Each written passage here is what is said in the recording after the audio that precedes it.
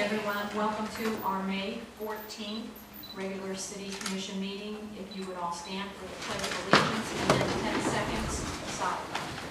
Pledge allegiance to the flag of the United States of America and to the republic for which it stands, one nation, under God, indivisible, with liberty and justice for all. Please remain standing.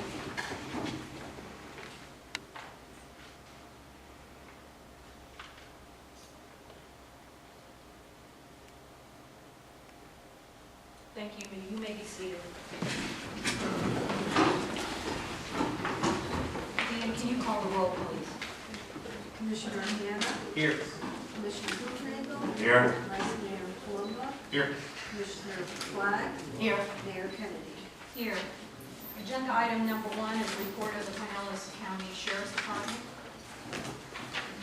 Just to remind everybody, at all of our commission meetings from 6:45 to 7, if you would like to speak to the sheriff, he is here.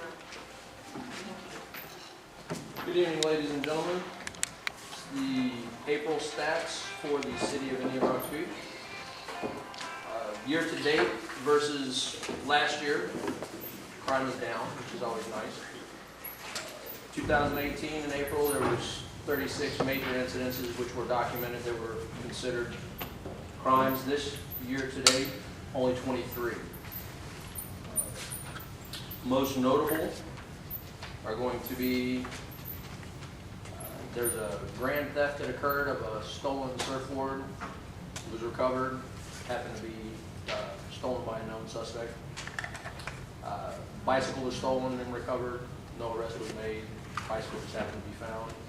There was a residential burglary that took place, but it looks more like a grand theft. Homeowner was gone for approximately a month.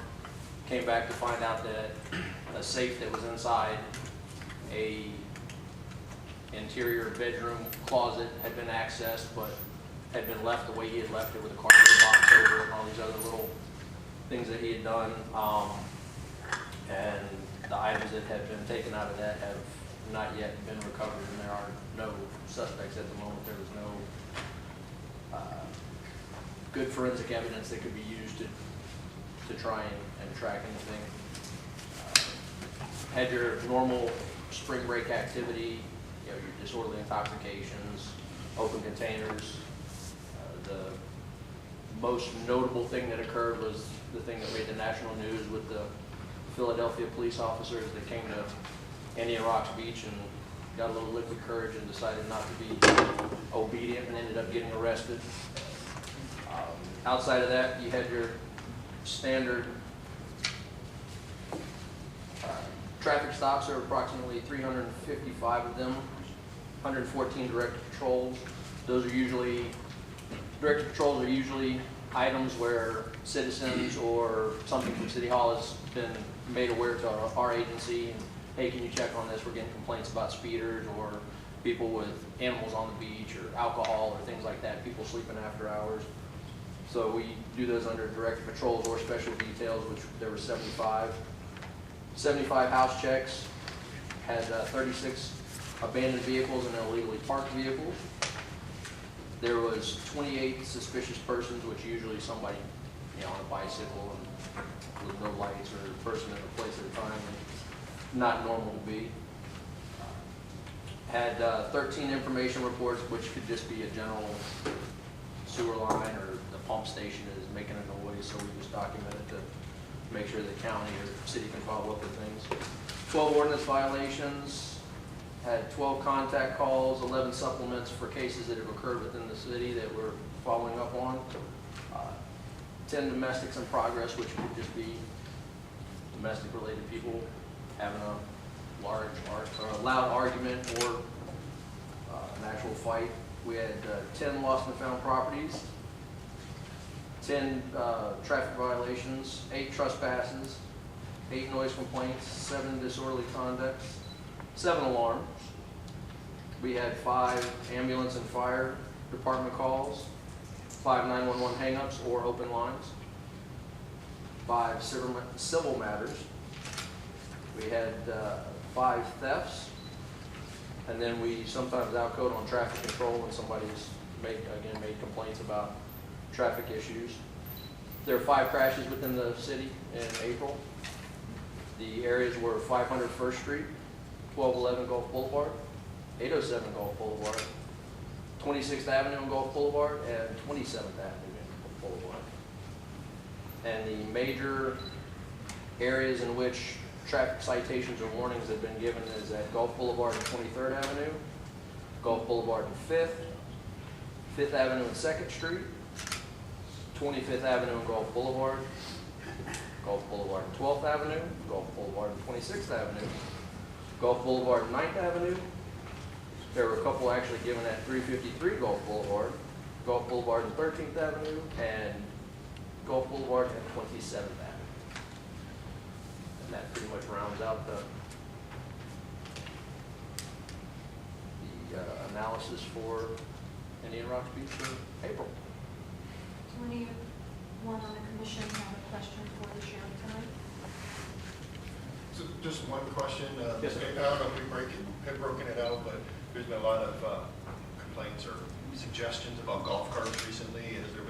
Was there anything unusual last month? I know there's been Well, the biggest thing about golf carts is whether it's truly a golf cart or if it's registered with the state as a low-speed vehicle. Because as it stands, the way the statute reads is golf carts themselves cannot be driven on a state road, and Gulf Boulevard is a state road. They can cross it, so if somebody's cutting across Gulf Boulevard to go from, say 26th Avenue to cut across to a beach access, that's fine, but just driving up and down the street, no. But if it is registered as a low-speed vehicle, the statute has been added to over the years because there are a lot of communities, and a lot of the beach communities are now getting a lot more people who want golf carts. But you had like Pinellas Park and Dunedin, they've been some of the communities that have been doing golf carts for quite some time.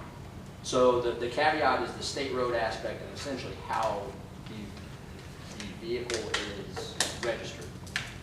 So I don't know if that helps you. Yeah, I'm just wondering if there was any uptick in any issues that we just heard. And usually the only way you're going to be able to tell is because usually 9 times out of 10 they're going to have a tag on them. And as a low-speed vehicle, they have to have all the proper safety equipment. Lights, horns, seat belts, blinkers, tag. And they can only go to a certain speed level. They can't go above 35 miles an hour on a flat, plain, level roadway. And so then the state wrote that into the law so that they could circumvent the golf cart aspect of it but it's really all about how it's registered. Thank you very much. Anything else? Question about 16. I have Monday with the mayor once a month. Mhm. It was last Monday, and there's people who questioned about 16th and speeders on 16th right up here. And I did tell our city manager that he's out sick tonight, so I just wanted to reiterate that you could kind of watch 16 Certainly. a little bit. Certainly, and we always encourage anybody, because I know my deputies see people all the time. We've got this, people are driving crazy through here, and as time permits, if we're not, coming from call to call, like when we're paperwork or whatnot, we try to sit in the areas that people have suggested that there are problems. But don't ever hesitate to flag one of us down and say, hey, we've got a concern about this, because we can't be everywhere all the time. You guys are our eyes and ears to help us, direct us to areas where you have concern, because you know what looks right and what doesn't look right. And as soon as we can drive through and everything looks great, and as soon as we hit the corner and we're 2 blocks down, something happens and we're not there, but the residents are. Thank you for your report tonight. We'll see you next month. Sounds wonderful. You guys have a wonderful evening. Thank you.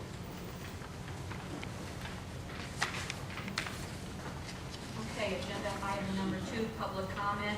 Any member of the audience may come forward, give their name and address, and state any comment or concern that may have over any matter which the City Commission has control, excluding agenda items. Each speaker will be limited to 3 minutes.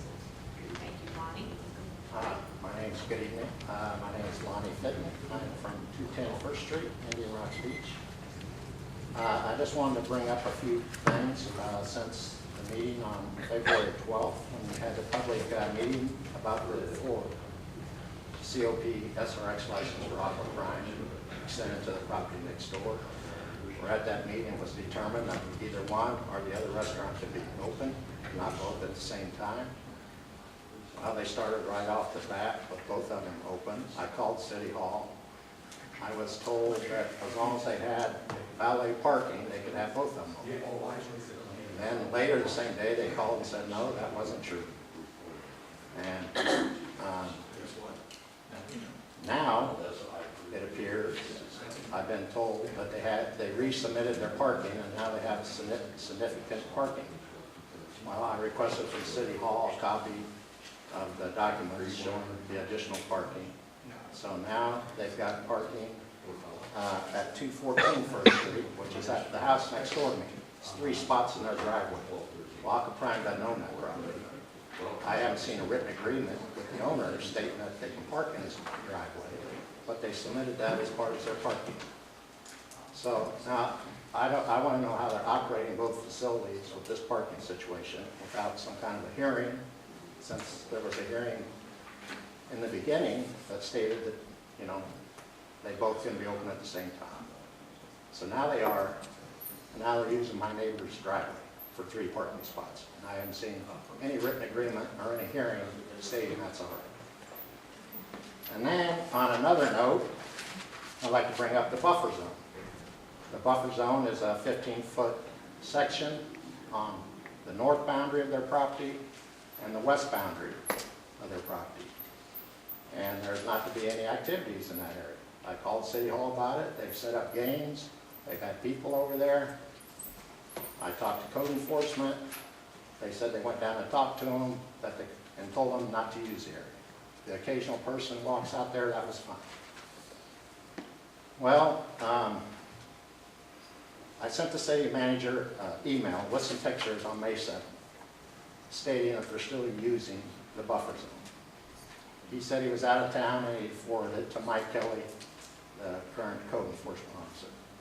I never heard back from Mike Kelly. Finally today I called him back and he told me that they were informed that the house to the on the west end of the property, which is Fran Comar, gave them permission to use the buffer zone on her end of the property. I called Fran, and that is not the case at all, and actually she was very upset that they had even said that she gave them permission, and she put a call into City Hall to Mike Kelly to express that she did not give them permission. And not only that, how could they use the buffer zone without a variance hearing? I mean, what if I called my neighbor and said, can I expand my house over to the property line? They say, yeah, I can do that. Then there have to be a variance hearing or a request. So how are they using this buffer zone? And why is the city telling me that the neighbor said told them it was okay to use it? Everything has been written down, and we will make sure that we get answers to everything you asked, Lonnie. I thank you for your comment. I have one more comment, and that's on the noise. I already had a conversation with the police officer here about the noise. But they have a PA system, so when you put in an order and your order's up, they call your name. Joe, your order's ready. Well, the music's already loud enough. The PA system's even louder. And they're on the verge of harassment. Because I'm sitting in my backyard grilling, they're on the PA system. Lonnie, we're blowing you a kiss. I'm like, that's harassment. Okay. And it's there's no need for that PA system. Okay. That sounds like a bingo hall out there. Okay. Thank you for your comments tonight. And I have to. And one other thing, during the day, they keep the music very low. It's very nice. After City Hall closes, after 5 or 6 o'clock, they start cranking it up. Okay. Thank you very much. No problem. Is there anyone else who'd like to come up and speak?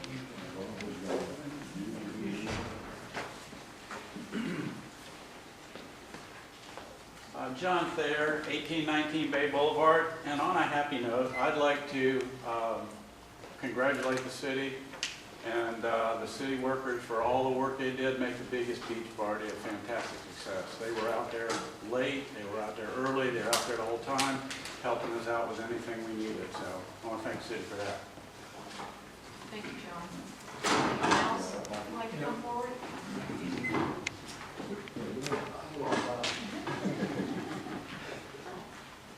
Good evening, David Gardella, property owner, 2207 Bay Boulevard.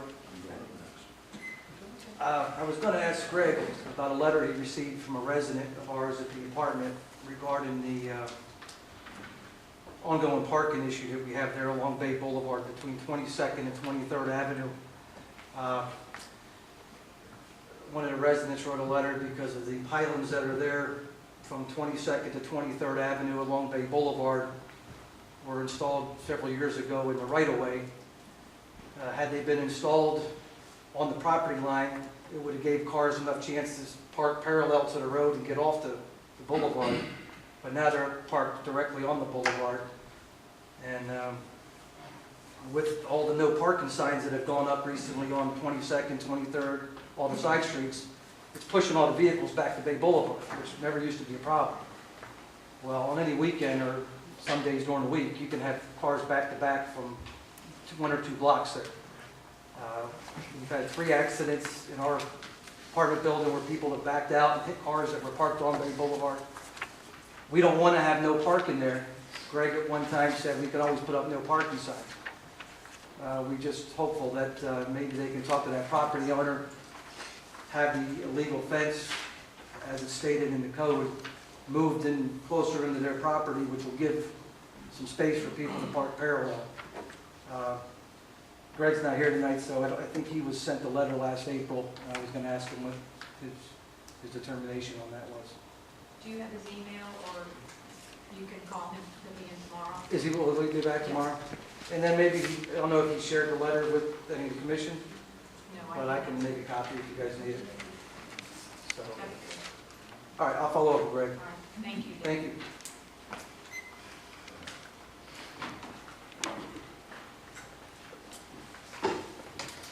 Good evening, Bob Griffin, lives at 375 La Hacienda Drive. I was going to come to the last meeting, but I was out of town, out of the country. And if you saw the last newsletter, I approached Deanne because it was her 25th anniversary, and I said I'd like to do a story on you. And I took the time to call prior commissioners, prior mayors who have interacted with her. I didn't realize that last week, y'all were also going to review her, last meeting. I would like to take a second to read what R.B. wrote. He's not here. Of course, he was our mayor for 3 or 4 terms.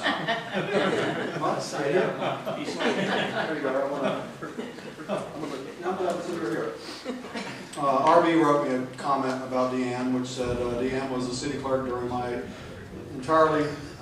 entire service on the commission, a total of 18 years. R.B. said that what I most appreciated about her was that I never had to worry about missing a deadline, meeting, or an event. She was always on top of all notifications and schedules for each and every commissioner. I found her to be consistently thorough and reliable, providing exactly the kind of stabilizing assistance an elected official needed to face the usual day-to-day pressures and craziness that comes with any of the high-profile jobs. She certainly made my tenure on the commission less stressful than it might have been. For that, I was very grateful. I don't know if you read that part of the newsletter. There were several comments from prior city managers and everything. And then I came back and heard that it was discussed at the meeting and a review was made, not only her but other people. And I looked into that. I don't normally read the minutes of a meeting, but I got a copy of the minutes. And I know y'all discussed it at length. And people were given raises. The city manager was given a 10% raise. I used to be a city employee. I used to work for the city of Tampa. And every year we would either get a raise or COLA or both. And usually the COLAs were very small. Okay, you know, they're like 2, 1, 3%. And sometimes you get a little raise or a position change the name and do something like that. So I know that her position was discussed, and there was discussion about how much she's been here for 25 years and has been elevated to a point that is exceeding what you would expect as a city clerk to be hired at.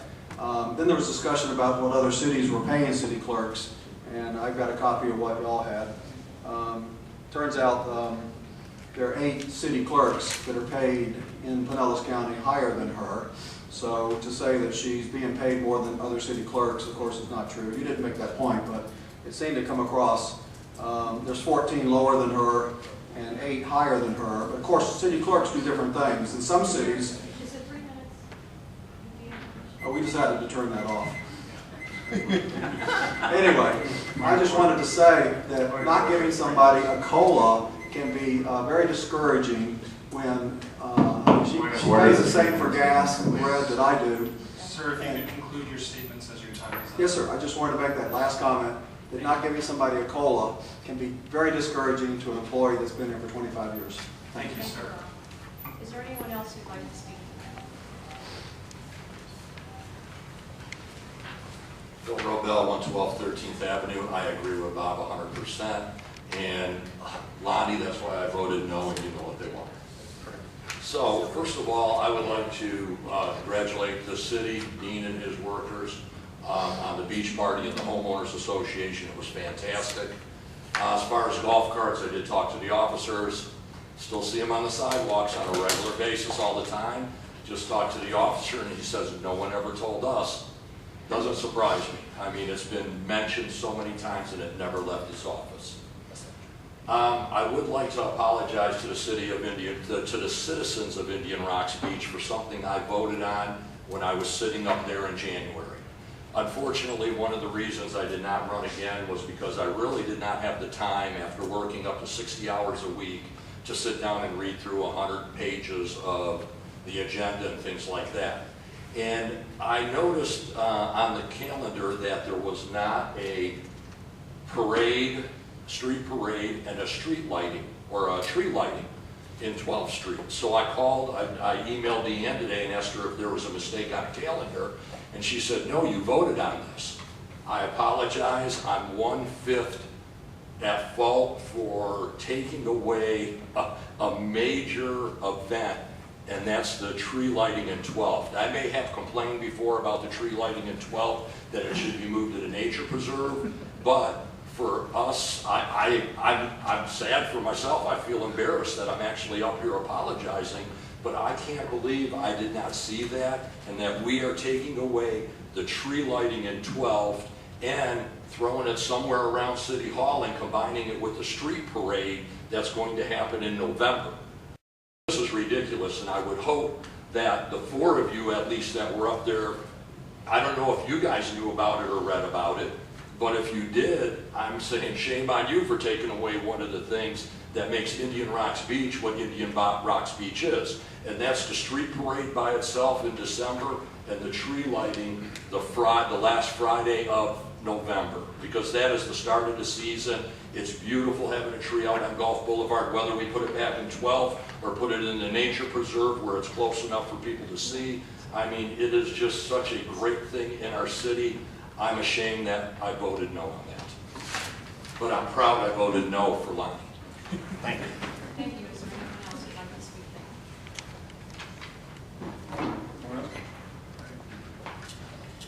I got a little prop. You might know what I'm going to talk about. I'll take it off now just to make a point. We're going to talk about Wider lanes. Here's your cards. Okay, my goodness. I hope I could do this in 3 minutes. I kind of rehearsed. I'm currently talking about bicycle safety on Indian Rocks Boulevard. Topic the commission has talked about at least twice. I was here. Please state your name. Oh, I'm sorry, I apologize. Peter Sauchin, 1206 Gulf Boulevard, Unit F, Indian Rocks Beach, 3375. I was here at the February 12th workshop and listened to all the comments, and I had a chance to speak up near the end. And my one comment was, I essentially agreed that widening the boulevard was probably not an option. And the beach bee caught my attention on April 18th. The commission spoke about it again. I guess the commission Says Commissioners accepted MIMS's recommendation against widening the bicycle lanes along Gulf Boulevard. So having that fait accompli, what do we do? How do we improve safety? It's still it's a problem. And I did my own reconnaissance up and down the boulevard from Bel Air Beach down to Whitehurst last few days. And it's interesting to see that that bicycle lane, that stripe, varies by inches from as wide as 51 inches to, in front of my building at 1206, to 48.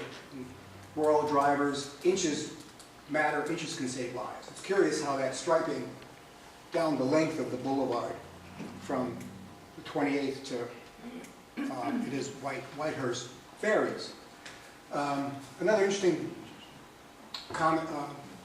thing to note is that the last signage that this is a bike lane is in Bel Air Beach between 8th and 9th. There is no signage between 28th and 5th. From 5th to Whitehurst, there's about a half a dozen signs on either side, plus a bicycle decal painted in the lane. Now those signs say, I guess it's practical, it says no parking bike lane. I can see that. You probably couldn't have any signage like that between, say, 28th and 5th. But I was curious why there wasn't any decals on the pavement or any signage at all that these are bike lanes. Mr. Mims also commented, there was a comment about putting signage, the commissioner was saying put signage for pedestrians to cross, and Mr. Mims says, I don't think, we're trying to keep signage down, I don't think it adds anything. I mean, if it's aesthetics, in terms of the bike lane, if it's aesthetics and you're talking about not having signs, I think that's maybe not a strong argument. I would argue against that. And I don't know the difference, it's a county road, why there aren't any bike lane signs every mile or so, and certainly decals. So since the commission has already agreed to start striping at intersections for pedestrians, at least decals, if not signs, decals placed strategically along whatever new accesses to educate both drivers and the cyclists. The lane where it narrows down at 12th is you can't fit a 48-inch. It's a 40-inch lane. You can't fit like a tricycle there. And I was talking to our bike shop owner. He has strong feelings, which are known. But if we want to continue attracting visitors, and people ride these nice fat bikes, and they're wobbly, and sometimes they may have a beer or two, and they're fine. I think if the commission would find the money in the budget, at least to consider putting decals and marking it more clearly between 28th and 5th, that these are bike lanes. They're not just wide gutters for cars to put in. So, thank you very much. Is there anyone else who'd like to speak at this time? Please come forward.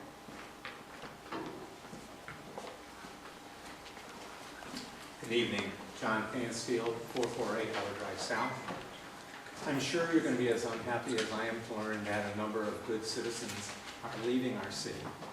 And that's due to the increasing number of non-owner occupied short-term rentals encroaching on single-family residential neighborhoods. Tonight I'll give you just 3 examples close to my home. 610 Berry Place. Our friends are leaving because they can't stand coming home to the party house next to them. It's listed as sleeping 12 people. They've had consistent problems with it. And I don't know if you know this particular house, they won an award for it. They spent years and countless hours making it meticulous, making it beautiful to live in. And now, this month, there's a for sale sign in. To add insult to injury, the realtor said in the ad, quote, "Make this your lucrative vacation rental investment bonanza." And unfortunately, that's happening more and more. That's how these things progress. Somebody can't stand what's happened in their neighborhood. They sell their house. Another investor buys it. 459 Harbor Drive South. Neighbors on one side bought another place out of town because they couldn't stand the encroachment on the property more. The neighbors on the other side last week took a photo. 9 cars, kids in 9 cars came for a one-night rental. And by the way, she mentioned that Last time she called the police, it took them an hour and a half to come. It's 2507 Bay Boulevard. That's some elderly residents that I met when I was campaigning. They built a beautiful duplex. They're going to rent one side and live in the other one. It's on the water. It was their dream come true. They've had nothing but people coming on their docks, beer bottles, noises, parties. They erected a fence, and now they're going to leave, start over again. It was good that ordinances were passed last September to try to help a number of the problems. But it appears that they are not being aggressively enforced. Each of those 3 properties does not have to require signage on it. This after 8 months. Don't even know about whether, I checked on one and they weren't in the advertisement. They also didn't have the required information in the advertisement. There's a number of things we can do, but 2 things that you can consider tonight. One is draft a letter and send it to our Florida legislators saying that all 5 commissioners are vehemently against short-term rentals in single-family residential neighborhoods. I would suggest sending that now and sending it at the start of the next legislative session. And the second thing is start aggressively enforcing this ordinance and start levying fines. I don't know of any fines at all have been levied in 8 months, and it's certain there's widespread non-compliance. And also it's cheating the people that are doing a good job, because these people are skirting the 13.5% tax. Thank you for your consideration. Thank you, John.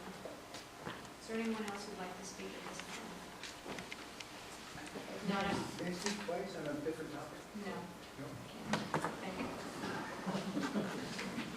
We're going to go to the agenda. I will speak, if I can.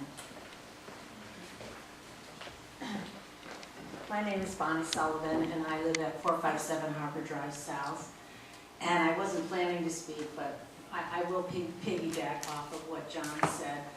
We actually live next to an Airbnb, and I fully understand the challenges the city faces with this. I also understand the challenges that myself and my husband as a homeowner face. The sad reality is this city is changing and will continue to change. And it makes me sad living here 26 years. I'm just sharing something with you that we're facing a dilemma ourselves as to whether or not we want to sell our property. Not that the Airbnb next to us is horrendous. As a matter of fact, the gentleman that owns it doesn't live here. He lives in the Tampa area, and he owns several properties here. He attempts to do the best he can, but it's a challenge for him as well.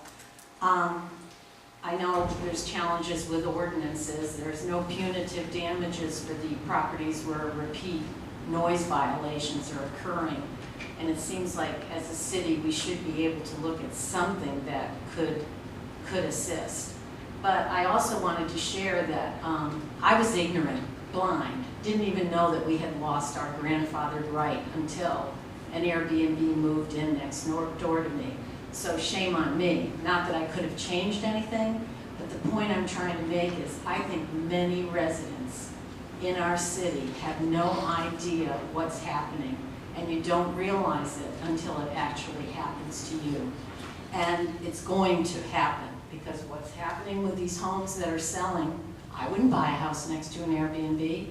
If I sell my home, I can almost guarantee you somebody's going to buy it and turn it into an Airbnb. And the only reason we're considering selling is because the other house on the other side of us is now in probate, and we have a dreadful fear that we may be sandwiched between 2 Airbnbs. And because of that, we're feeling, God, we better get out before it's too late. And that's the fear that's going to travel through the city, and it will happen. It's just a matter of time. Thank you. Is there anyone else who'd like to speak at this time? With that, we're going to close the public hearing. We'll go to agenda item 3A, report of the city attorney. Randy, do you have a report? Briefly, Mayor, in the last few weeks, the legislative session concluded. One of the bills that this commission asked that I track closely was the short-term rental proposed legislation. There was legislation that would have further preempted and in fact invalidated what we adopted last year that gained a lot of traction in the House. It functionally died in the Senate. It was never really heard by the committee. It was never heard by the committees it needed to be heard by. And so that did not pass. So if you hear any reports or representations that there's legislation, the session's over. There is an ability, and I just want to say as we go into another legislative session next February, sometimes when things die in committee, people are very eager to say, well, that's it, it's done. And that's not necessarily the case, depending on whether you're in the Senate and the House. They can do what we call strike all amendments, where they just take a bill that has got that far, change all the language in it, and get the companion. So I was a little concerned that might happen. It did not in this particular case. So no short-term rental legislation. There were a series of other preemptions. One preemption that did pass the legislature was a ban, or what would have been a moratorium on plastic straw restrictions by local municipalities through, I believe, 2024. The governor actually vetoed that in recognition not just of his likely environmental views, but also in recognition of home rule and saying there's no competing interest here. This is not at odds with anything the state is trying to accomplish. And in fact, he noted that the Florida Department of Environmental Protection has supported such measures, and so it's in concert with that. The governor vetoed that. If you have particular questions about the session, I'm happy to answer them. I have nothing else to add at this time. Does anyone have a question for Randy? Dan, is there anything that you would like to add as far as the city manager is not here tonight? No, ma'am. Dean? No, ma'am. With that, we'll go to the reports of the city commission. Commissioner Hanna, do you have a report tonight?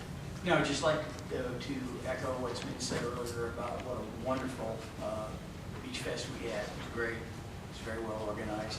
And also the A2K folks, our group had a 20th anniversary, which was very successful.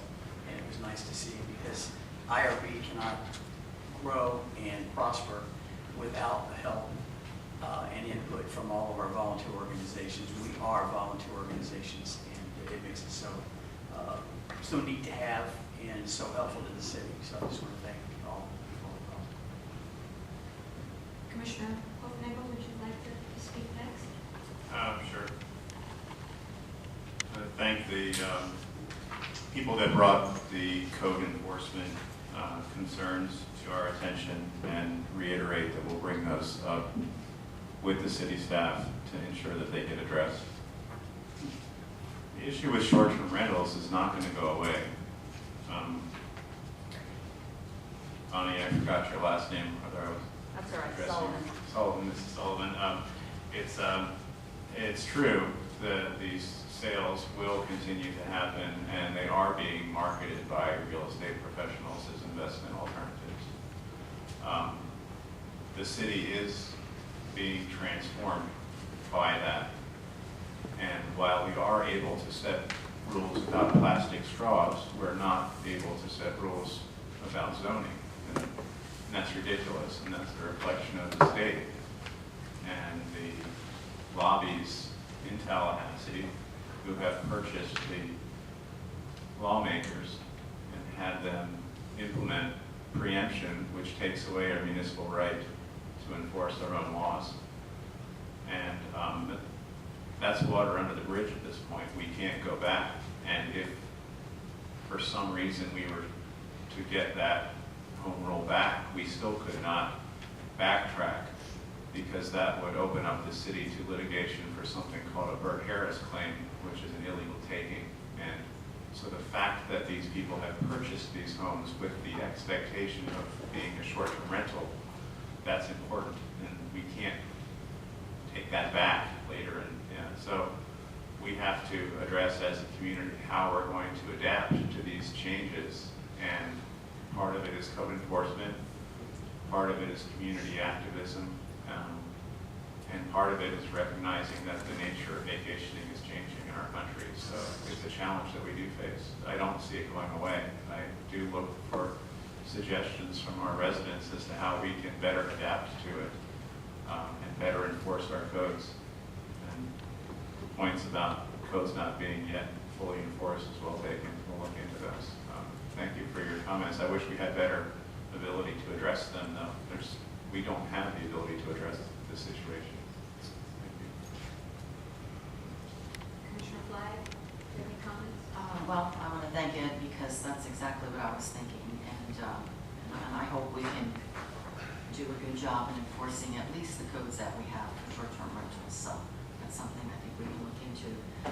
Also, I wanted to remind everyone here tonight and hope that next month when you get notices about the visioning sessions, you'll all come in and have input, and we can share together some new ideas and maybe talk as a community as to how we can better deal with our short-term rentals as well. So thank you all for being here tonight. Thank you, Commissioner Flagg. Vice Mayor Palumbo, would you like to speak? Sure.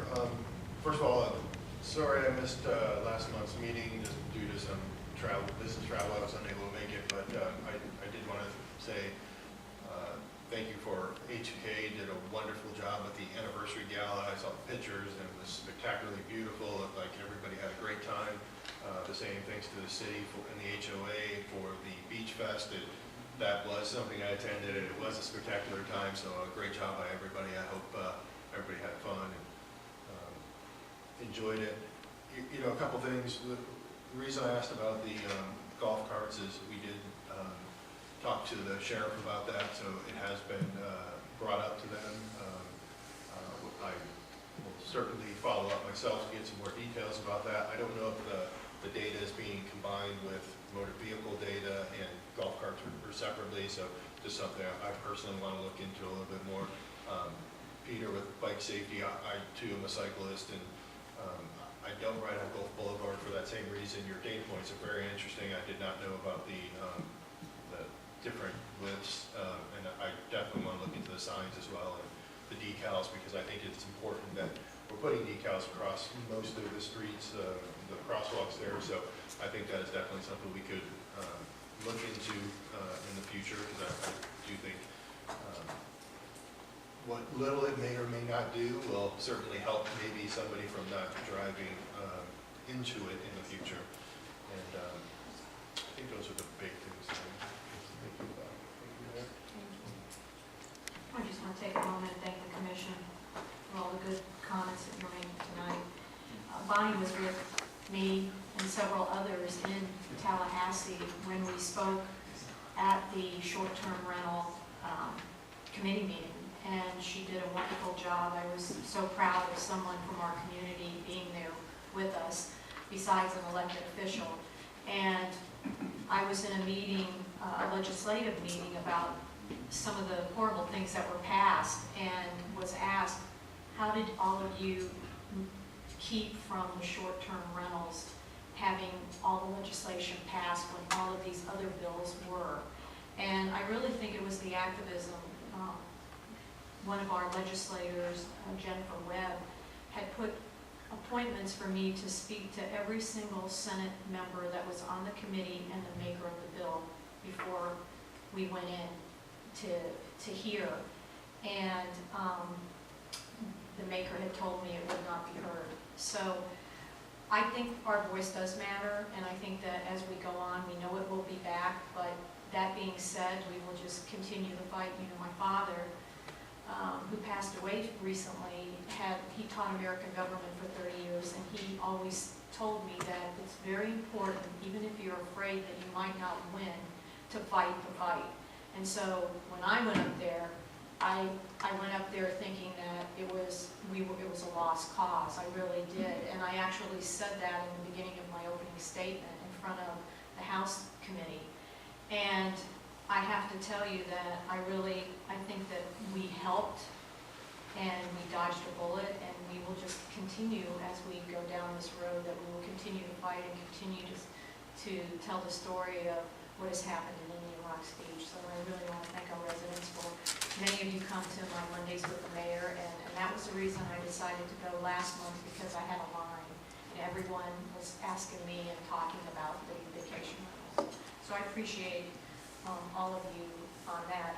And just to another question, the commission as a whole did sign a letter to our representative, Nick DeSaglia, saying that we were absolutely against the short-term rentals, and I don't think we would have a problem doing them for the rest of them next year, so that's not a problem.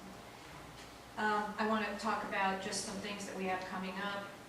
This Saturday, very important, Hands Across the Sand, and I've asked the commission to do a proclamation, and don't put that in paper because he doesn't know it, it's a surprise. So, nothing on You know, as you know, Todd is one of the first ones, Plumley, who started the Hands Across, to be 10 years, and so we're going to give him a proclamation. He doesn't know it.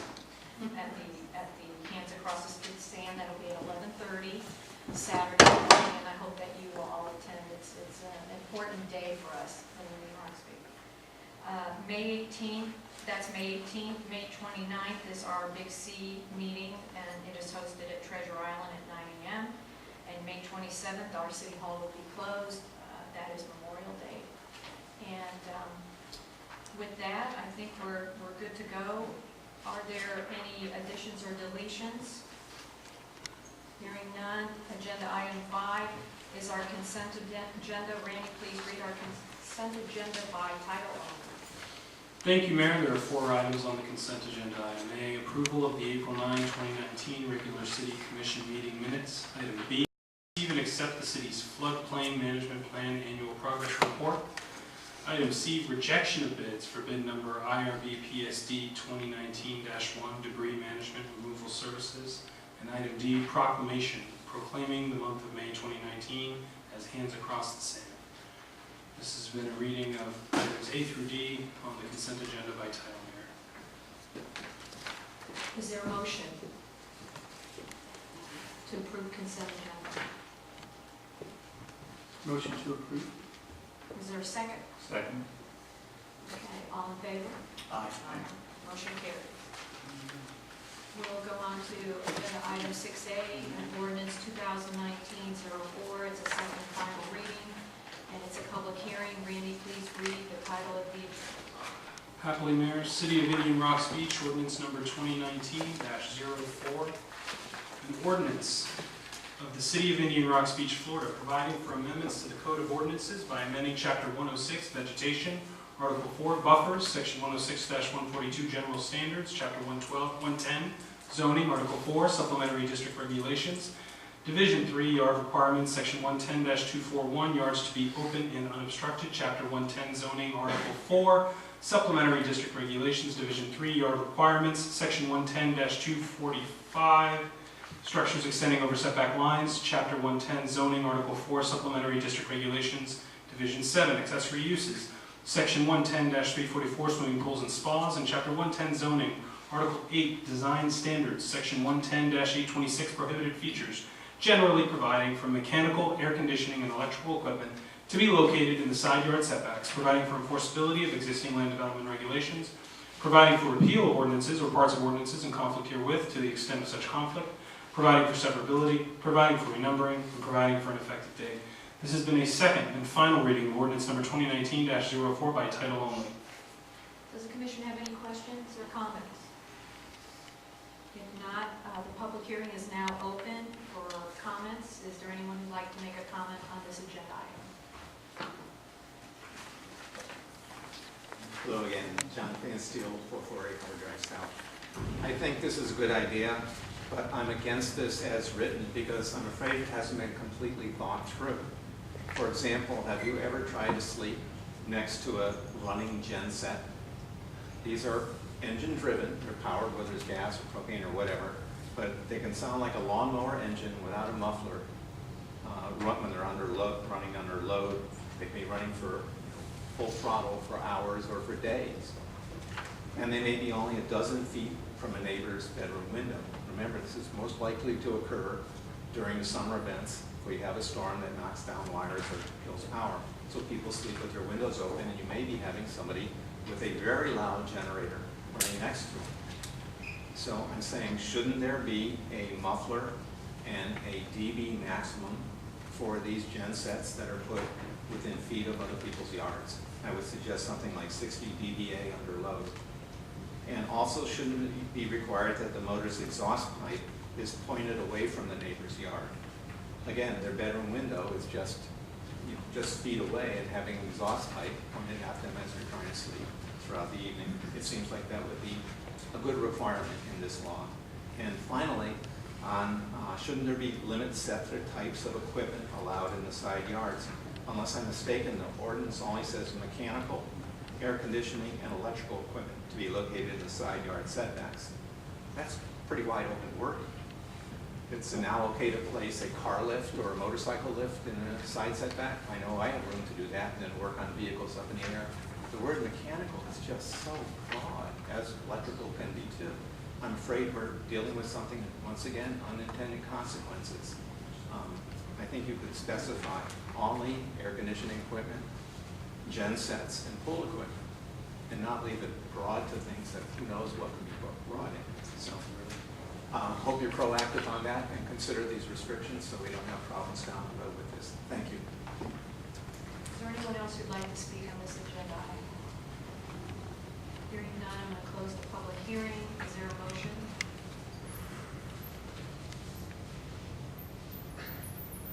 Is there a motion to approve or deny? Motion to approve ordinance number 2019-04. Is there a second? Second.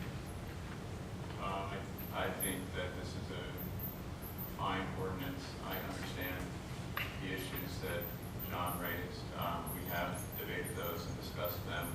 Mechanical description was included to take into account some of the ancillary equipment that may be associated with solar panels as well as gen sets. Realize that most of the gen sets are going to be gas powered, and they're very quiet.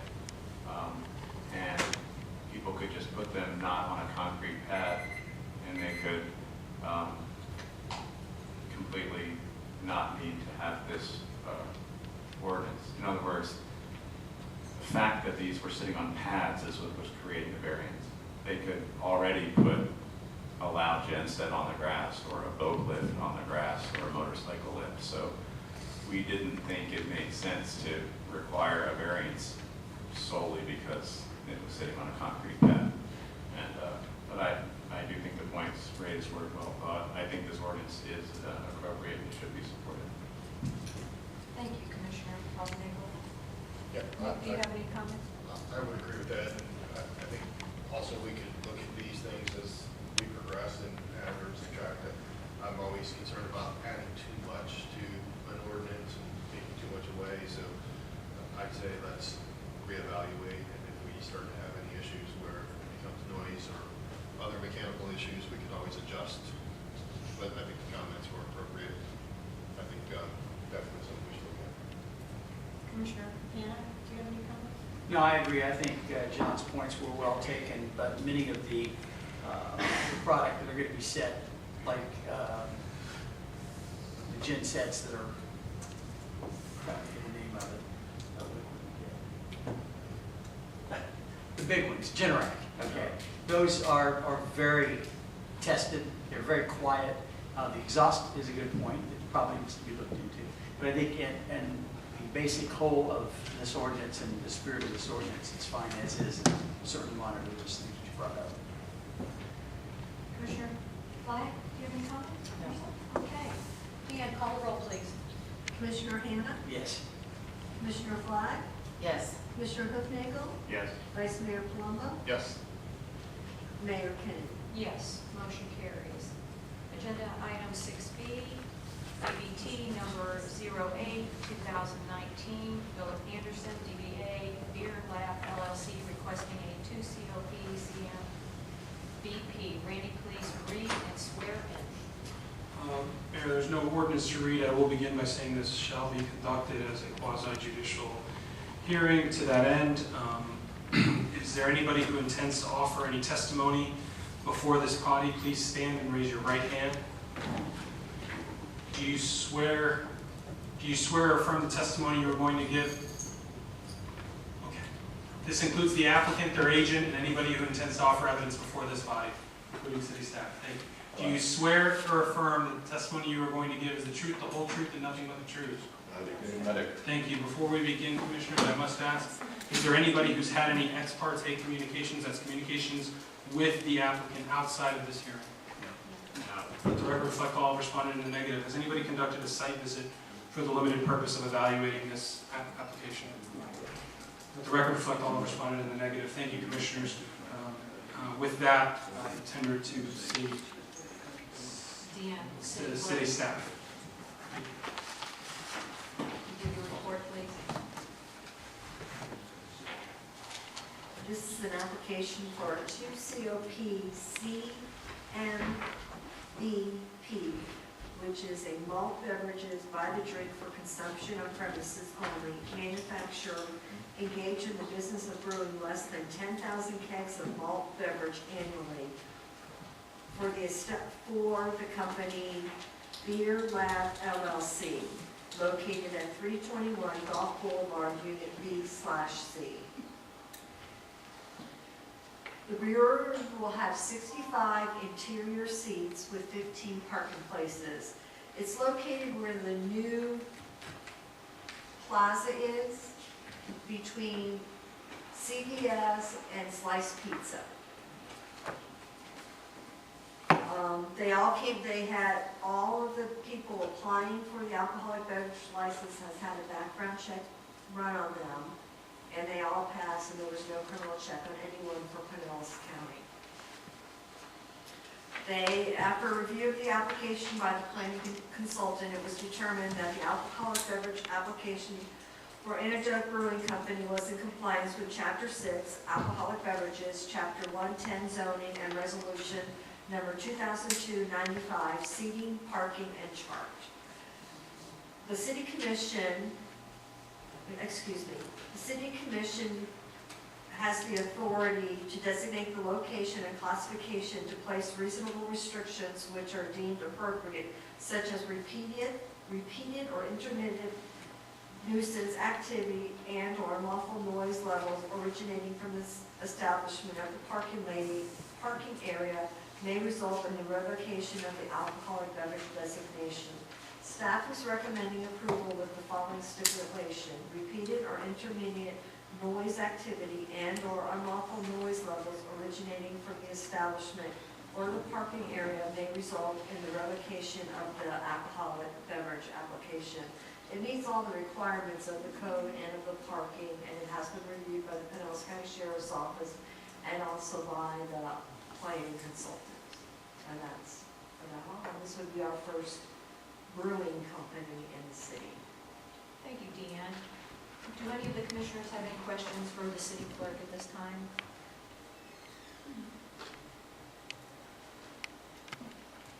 Is Philip Anderson here tonight? If you would greet the applicant, if you would like to come forward. Sure.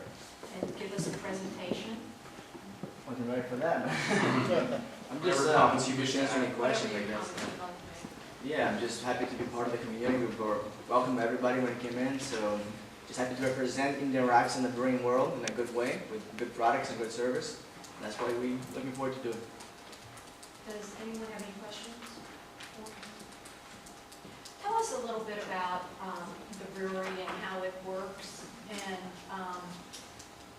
when you're making, tell us a little bit about the ingredients and how the whole thing works. Sure, so there's really only 4 ingredients that you need to make beer. The most important one is water, so we want to make sure our water is the highest quality. Then you use that in combination with a source of sugar, either barley or wheat, usually, those are the biggest ones. And then you combine that with hops to give it the bitterness and other flavors, with the final step being a fermentation process that converts the sugars into alcohol to a certain level, and then you package and carbonate it. So that's pretty much in a nutshell how we would do the process of beer making. How does the waste work after, I had a citizen ask me about the waste. I mean, is there a way that you get rid of it? Or? It's like any food waste, I guess, in a bakery or something. But in our case, what we like to do, like many breweries do, is partner with some kind of a farmer or something that would like to take that and feed it to pigs. So I know a lot of the breweries up and down, in Lynn, they do that with farmers, and as we get closer, we might start reaching out to those guys that really are coming down this way to pick up the waste or the food, left over, and take it back to their farms. Very nice. Does any of the commissioners have any questions? Do you have other breweries? Is this your? No, I worked on the breweries out of state actually, in New York, but this is our first owner position in the brewery. Awesome. I'm going to have you take a seat right up in front, and we're going to open the public hearing, and so that some of the residents, if they'd like to ask some questions, and then we'll let you respond to them after they've all asked. Okay. Well, it's opportunity for them to comment, Mayor. Opportunity for them to comment. Okay. At this time, I'm going to open the public hearing. Is there anyone who'd like to come forward? First one out of the chute.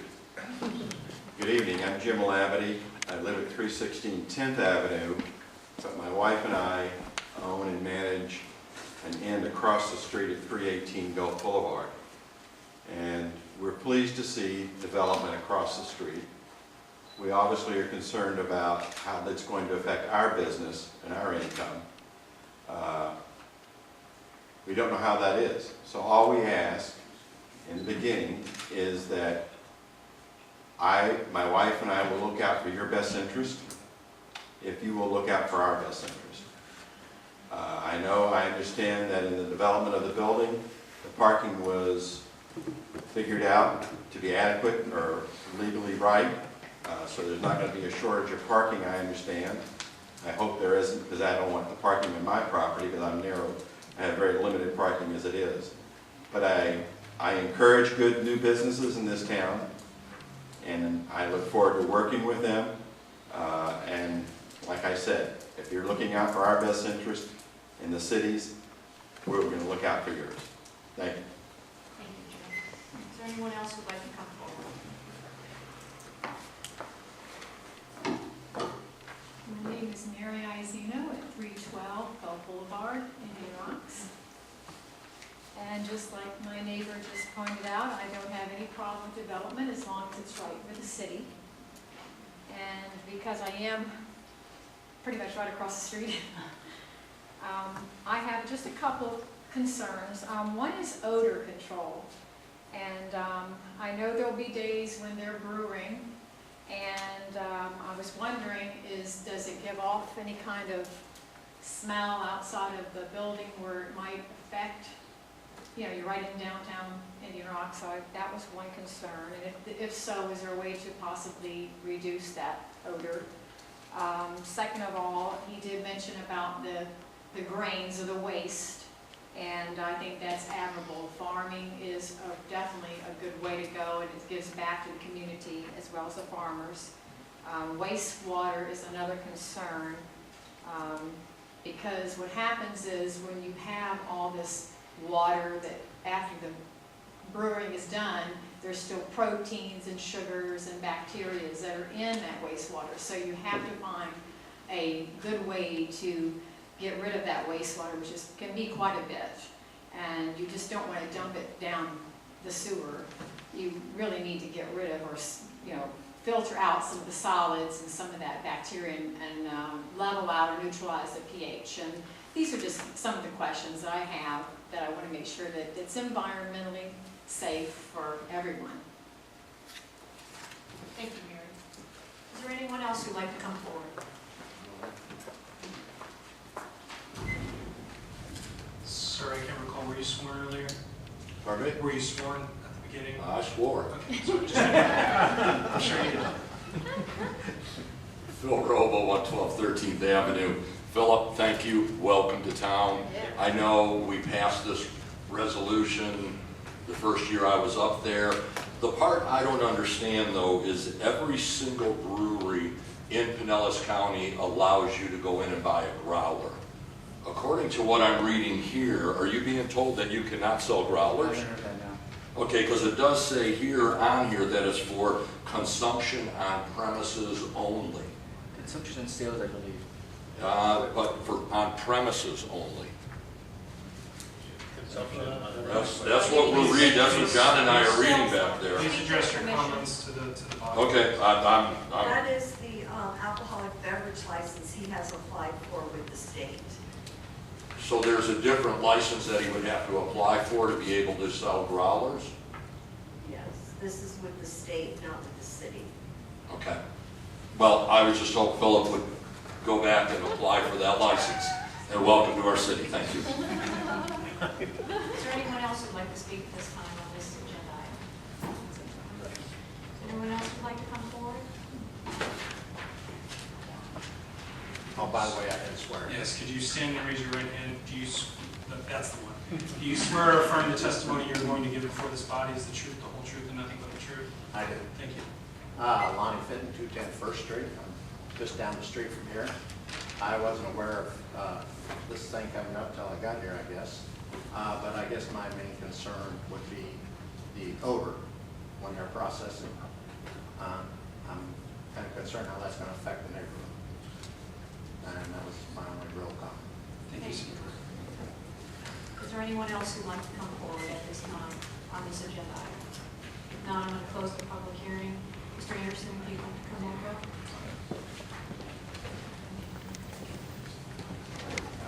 Let me just address them in order. Yes, sir. Okay, so I think Jim, with the parking and whatnot, I think, our policy is for typical neighbors because, the local market is what we really, look forward to service. So we definitely don't infringe anyone's, rights and property, limits, so that's not something we're looking to do in any form. There's a repeated If you could question. direct your comments. Sorry, okay. Yeah. No, it's somewhat unnatural, don't worry Yes. about it. They'll hear you. And I guess some people ask about order and that kind of general factors. Like any restaurant or bakery, you will smell something when food is being processed. If you're cooking seafood, you're going to smell it when you walk past the restaurant. I wouldn't put it in a degree any higher than that. As a matter of fact, brewing usually happens between only once or twice a week in a range of about 3 or 4 hours. So that's the only time really where anything will be cooking that could give out any kind of steam. And even then, we would direct the steam to a steam pipe that goes higher than just ground level. So it will be about 14 or 15 feet above ground. So right there, it's higher to dissipate in the air than really staying around the ground level. There was, I guess, a question about takeout. Actually, to clarify, we do have the rights to sell on premise, also things to take out. So we include growlers. Sorry. It's all good. So you put the permit we're seeking with the state that does allow us to sell on premise for individuals to take out the product too. So growlers will be one of them.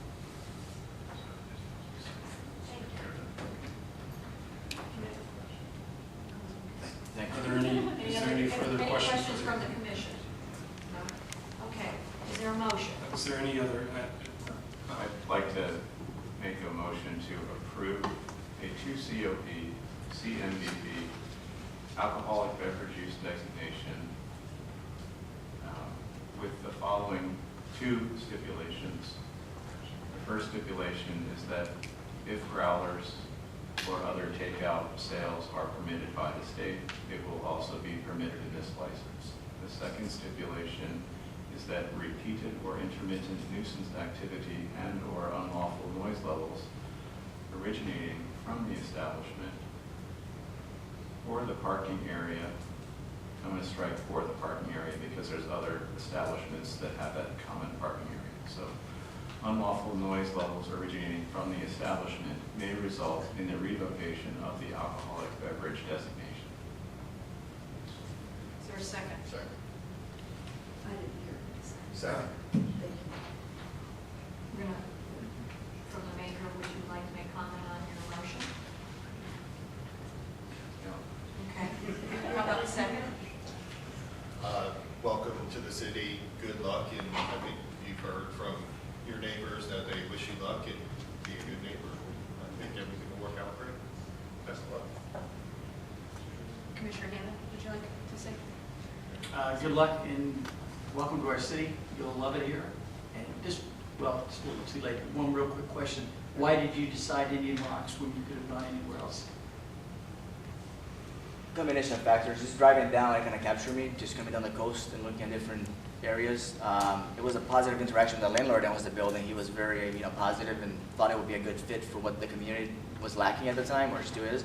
So just all that kind of snowballed into me getting more familiar with Indian Rocks and seeing that it's a tight niche. So we would like local people to actually support us as we grow. So it had everything we wanted. Okay, great. Thanks. Commissioner Fly? Welcome, Phil, and I think you'll find the local community will be very warm and in town. Dean, if you could call the roll. Commissioner Hanna? Yes. Commissioner Fly? Yes. Vice Mayor Paloma? Yes. Commissioner Fagel? Yes. Mayor Kennedy? Yes. Mr. Anderson, when do you plan on opening? Hopefully by late summer. That'll be a good time for us. Okay, thank you, and good luck. We're going to go on now to agenda item 6C, which is, I hope I don't screw up his name so bad, Lodina Starval. Gladiana Starova, doing business as Clodian LLC. Requesting a 2 COP alcoholic beverage designation for establishment Casa Italia Restaurant. Randy, can you This, swear in? yes, Needs thank you. to be sworn in? Absolutely, Mayor, thank you. This will also be conducted as a quasi-judicial hearing. Again, anybody who intends to offer any testimony before this body, including the applicant, staff, members of the public, who intend to speak on this, can you please stand and raise your right hand? Do you swear or affirm the testimony you are going to give before this body is the truth, the whole truth, and nothing but the truth? Thank you. Has anybody had, and has any member of this commission had any ex parte communications with the applicants or their agents concerning this application? No. Let the record reflect all responded in the negative. Has anybody done a site visit for the limited purpose of evaluating this application? Let the record reflect all responded in the negative. With that, I tender to the city staff. This is a 2 COP alcoholic beverage designation for Casa Italiano Restaurant located at 2699 Gulf Boulevard. 2 COP alcoholic beverage is beer, wine, by the drink, or in sealed containers for consumption on or off premises where sold.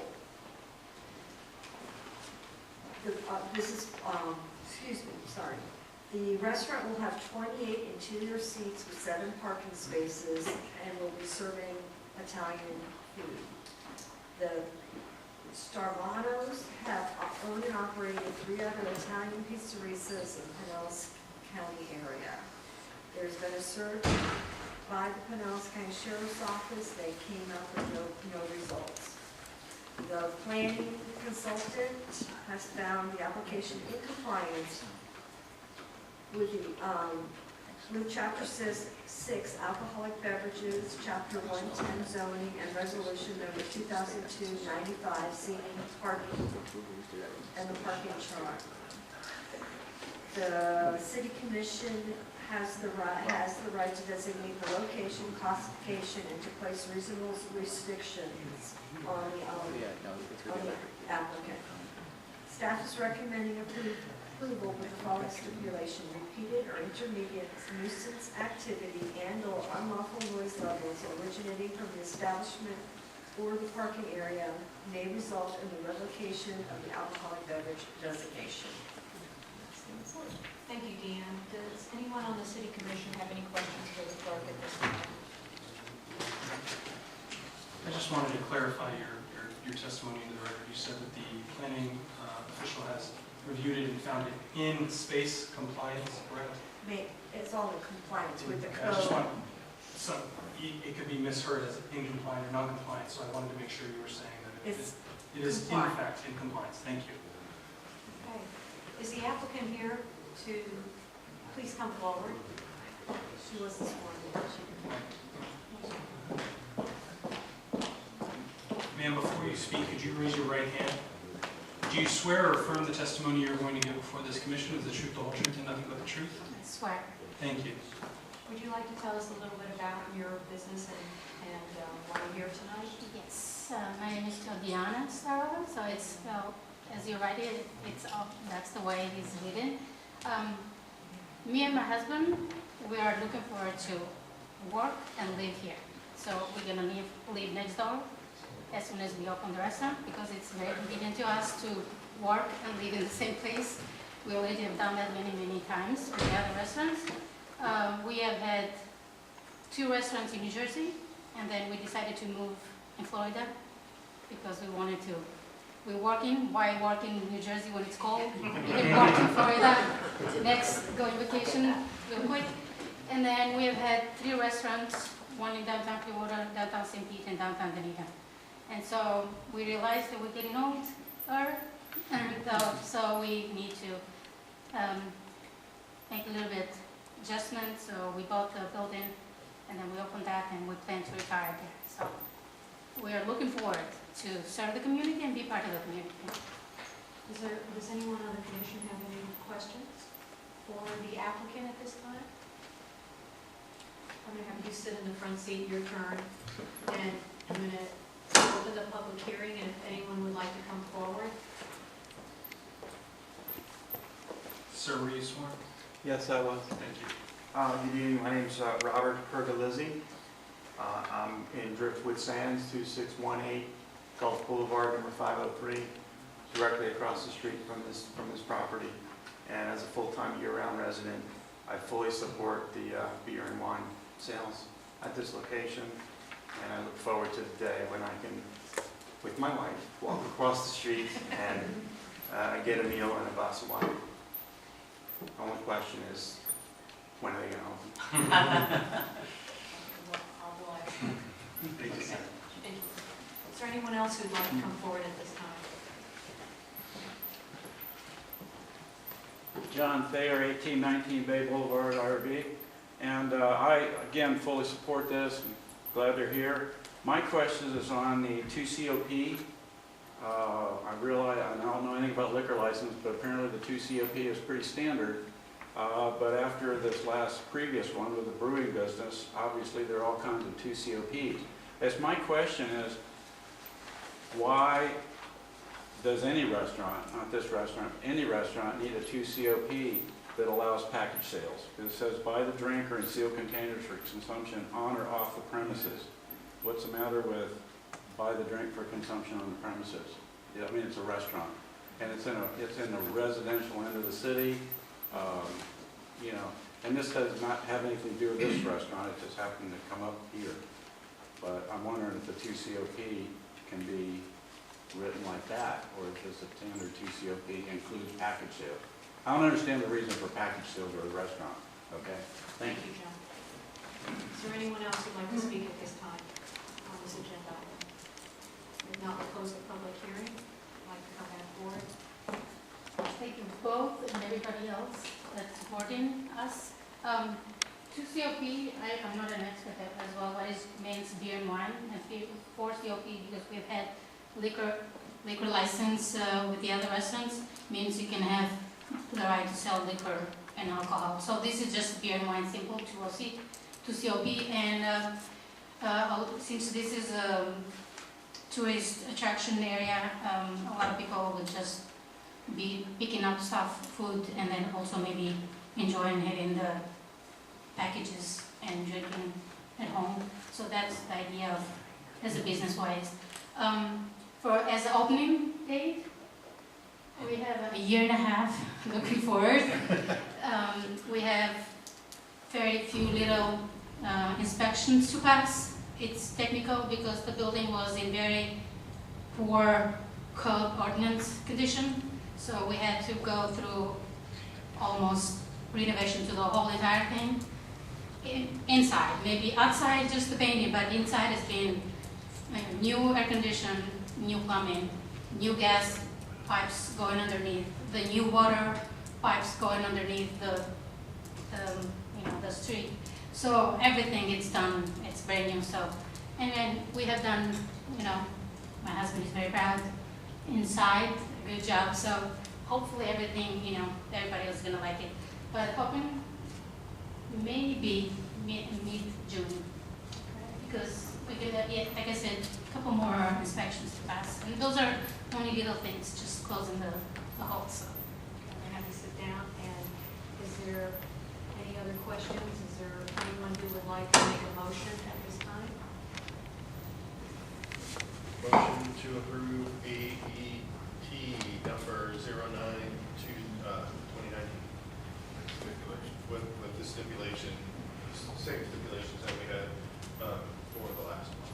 Is that included? Do you mean the repeated or intermittent nuisance activity and or unlawful noise originating from the establishment or the parking area may result in the revocation of the alcoholic beverage designation? That's what you mean? Nuisance the same way you have that particular way of saying it, I will take your way of saying that, absolutely. Yes. Is there a second? Second.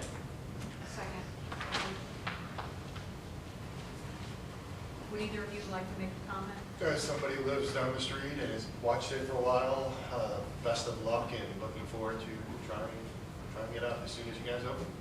Thank you. Any comments? Welcome to the hood. Thank you so much. It's going to be great. Thank you. Commissioner Flack? Will do, yeah. Very encouraging that you've improved and made a mixed-use product on the east side of Gulf Boulevard, which we've all been hoping for. So thank you so much. Welcome, and we'll be very happy to support you. Thank you so much. We love the sign too, it's really cool. It's very nice. It was a very big of a deal because he had to go 24 inches and it was a concrete underneath, so they had to dig deeper and deeper. But we did, yeah, thank you. Deanna, call the roll, please. Commissioner Hufnagle? Yes. Commissioner Flag?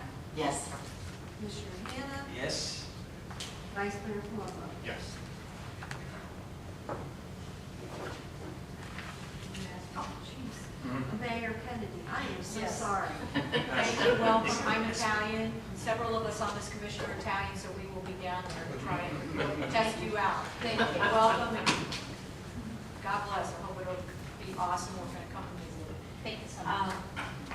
With that, we go on to Agenda 7A. We do not have any legislative matters tonight. There is agenda item 8 with no work session items. Agenda item number 9, other business. Does any member of the commission have any other business to bring before this body tonight? And with that, we have agenda item number 10. Is there a motion to adjourn? Motion to adjourn. Is there? I'll second. Thank you for attending tonight. Please, all in favor? Aye. Meeting is adjourned. Thank you for coming.